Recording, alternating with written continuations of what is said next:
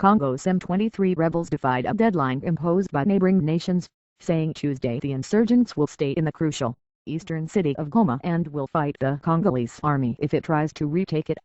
Congo's military spokesman Oliver Hamilai called it a declaration of war and said the army will resume combat, although he declined to say when. Highlighting the volatility of the situation, a different rebel group based in Congo, known as the FDLR, crossed into neighboring Rwanda and attacked Rwandan army positions, according to villagers, eyewitnesses and Rwanda's military spokesman. It raised the possibility that Congo was directly retaliating against Rwanda, its much smaller but more affluent neighbor, which has twice gone to war with Congo and which is now believed to be directing the M23 rebellion. Speaking in Goma on Tuesday, M23 President Jean-Marie Runiga said the rebels will not leave the city of 1 million which they seized a week ago. The deadline imposed by the International Conference on the Great Lakes region for the rebels to depart was midnight Monday. At the same time, Runiga said that the rebels would like to negotiate with the Congolese government. In April, when the rebellion began, the group initially said they wanted to revisit the March 23, 2009 peace accord which paved the way for the fighters to join the Congolese military. The group initially claimed that Congo had not held up its end of the bargain, failing to provide the fighters with adequate pay and proper equipment. Congo has already said that they are willing to negotiate with M23 on the basis of the 2009 peace accord, but on Tuesday, Runiga said that they no longer want to talk about only that. Lots happened between 2009 and 2012.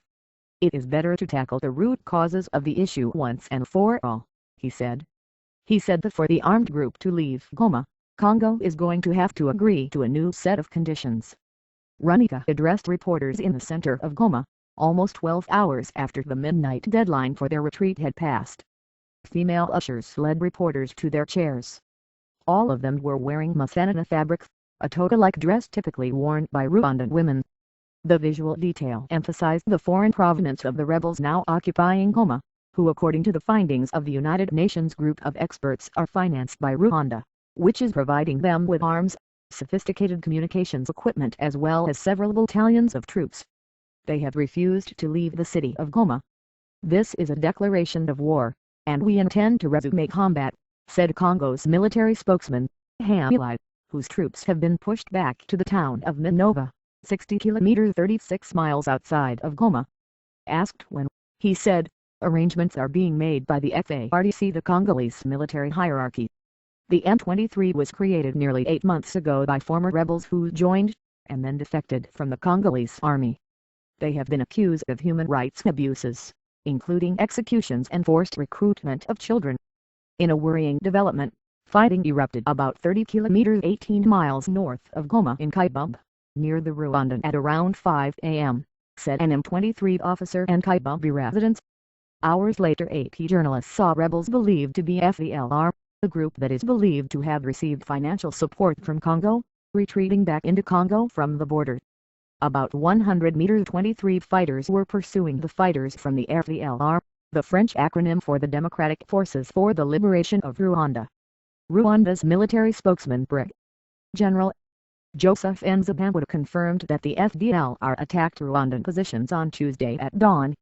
The attack on Nyanza-Way, Budgeshi sector on Rubebu district was carried out by 2 companies of FDLR fighters of about 150 men, he said.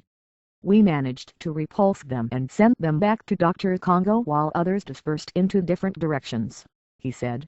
He said 2 of the attackers were captured and are currently undergoing questioning while the Rwandan forces have intensified patrols on the border with Congo. Both the M23 and the FDLR rebel groups have their origins in the scars left by Rwanda's 1994 genocide. The perpetrators of that genocide were from the Hutu ethnic group, and 18 years ago, at the end of the 100-day massacre, they fled across the border and took refuge in the jungles of eastern Congo. Their leaders regrouped under the banner of the FDLR, and have used Congo as a base to try to take back Rwanda. Numerous reports indicate that the FDLR was tacitly backed by Congo, which wanted to use them as a buffer against Rwanda. By contrast, the M23 are fighters who are mainly from the Tutsi ethnic group that was targeted for extermination during the genocide.